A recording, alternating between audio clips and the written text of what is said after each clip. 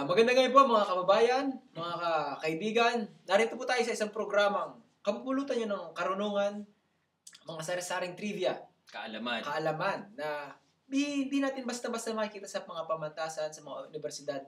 So, nandito tayo ngayon. Kasama ko nga pala ang aking kumpanyerong Milko. At ang aking kumpanyerong Al. Narito po kami ngayon upang ipakilala sa inyo ang aming mga kinuhang research person upang sagutin ang inyong mga katanungan. Kasi ang mga kinuha natin research person talagang mataas sa tao. Mga pinag-aralan. Mga kagalang-galang. Kagalang-galang. So, sa ating lipunan. Kagalang-galang. So, pakapino tayo sa harapan nila. Oh.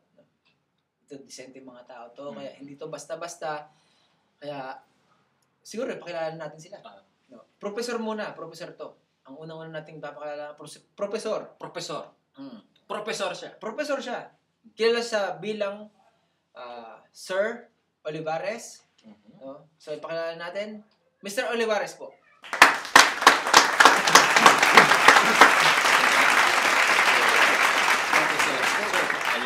Magandang gabi po, televiewers. Sir Olivares, baka po may gusto kayong batiin na mga kamag-anak niyo. Oo nga po, first of all, I would like to greet my inanak sa unang birthday niya ngayon.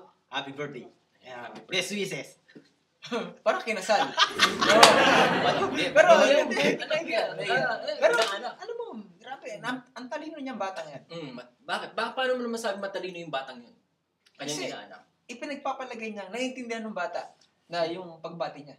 Malupit. Matalino yun, alam na yun. Bakit hindi talino? Hindi ba na, syempre naman, para wala naman tayo. Professor Ako yung... pa! Ikaw na, the best! Ang ka ng mga talino. So, siguro, sa ating ikalawang resource person, Yes. si Mr. Olivares, Professor. Ngayon ito naman, teka nga pala, may naalala ko, may nagtatanong nga pala kung, kasi, syempre, pamosong tao si Sir Olivares.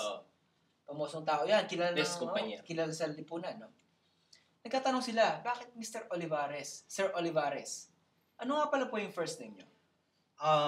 Raul. For short, Raul. Raul! Sa mga tuwid! Sir Raul. Huwag ba mong pagdidiinan yung Sir Raul. Iwalay mong konti yung O. Sir Raul. O. Sir Raul Olivares. Professor. Sir Raul Olivares. Sama yan. Ang ating So, sa ating... kauna-unang research Eto, person. professor na. Siya, professor na yung kaibigan natin to.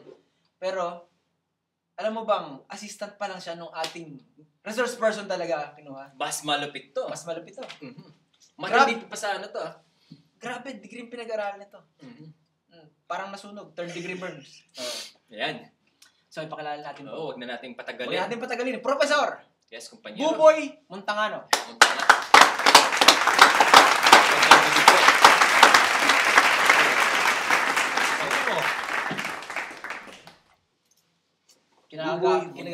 Kinagagalak po ng aming puso. Aming maimbita kayo sa aming programa. makasama.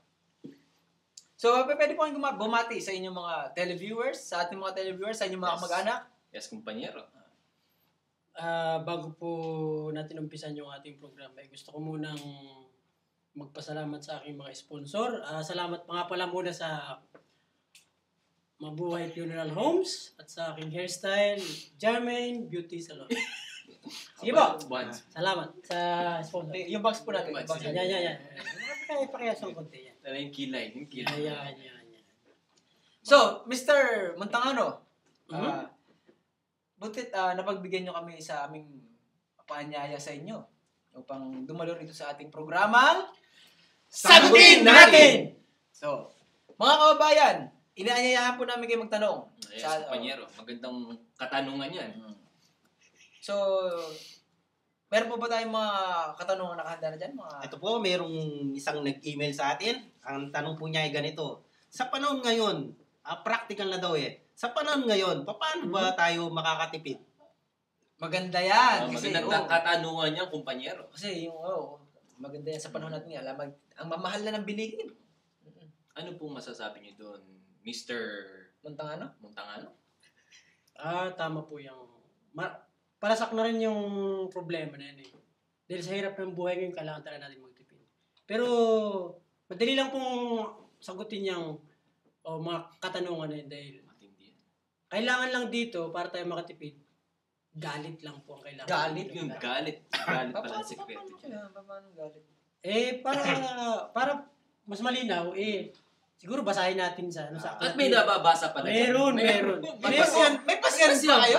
Nag-aaral ako Ito po. Nag-aaral ako Ito po, Alam mo na, research sa Europe ko pa ito na-research. Grabe. Basahin natin sa Book of Freddy. Ito po ang nasusulat sa aklat ni Freddy. Ako ang nakikita. O sige, dahan-dahan para mas lalo na intindihan ng ating mga viewers. Sige. Ako ang nasisisi. Okay. Ako ang laging may kasalanan. Ibig sabihin, talagang pinapagalitan siya. May kasalanan natural, nagagalitan to. Sige, tuloy natin. Paggising sa umaga. Yun. Ibig sabihin natutulog pala yan. Sermon ang almusal. Ayun, sermon ang almusal. Sermon po ang kailangan para po tayo makatipid. Galit lang po, para po tayo makapag-sermon, galit lang. Matinding karunungan to. Matindi. Sana Magandang kasagutan yan.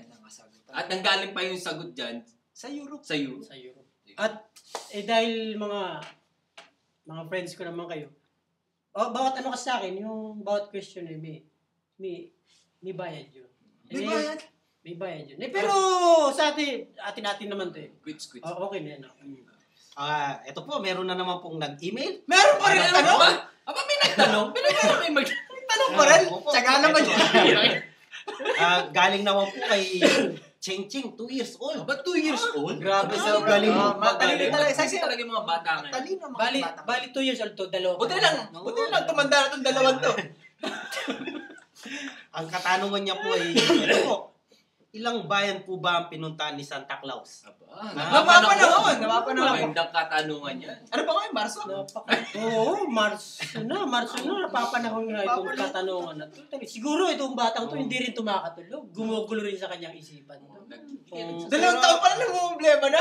Grabe. Pero sa analysis ko maraming bayan sa Amerika nang napuntahan si si Santa Claus. Ayon saan mo yun? Sa Balakaalaman mo yun. Ibig sabihin si Santa Claus, taga-Amerika. Hindi naman.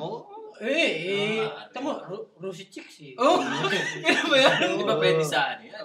Bagay kasi ano mumula sa'yo, eto Naging tampay. Walang kulo Nagalang-galang pa na. Sisingilin mo kayo. Hindi na, sige. Sige, Tapos, ayon sa research mo, ilang bayan ang napunta ni Santa Claus? Maraming bayan nang napuntahan sa Amerika. Ano naman ang batayan mo? Ba't mo nasabing marami? Siguro, kailangan may patayan dapat. Dapat may batayan. Hindi yung pwede. Dapat sasagot na Kasi, mahirap yung lulukoy natin yung ating mga viewers. Kumukuha sila sa atin ng mga kunting talino. At may batayan kayo dyan. Ako may batayan. May batayan ka dyan. Saan naman galing yan? Sige. Basahin natin sa aklat ni Jingle Bells. Sige. Ito. Jingle bells. Sa aklat ni Jingle Bells. Sige, basahin natin. Dahan-dahan lang ha. Dahan-dahan lang para mas lalong clear sa mga. Better watch out. Okay. Nagbabanta. You better not cry. Biyak pa, bro. Galit. You better not pout. Pout. Galing yan pa. You better not pout. You better not pout. I'm telling you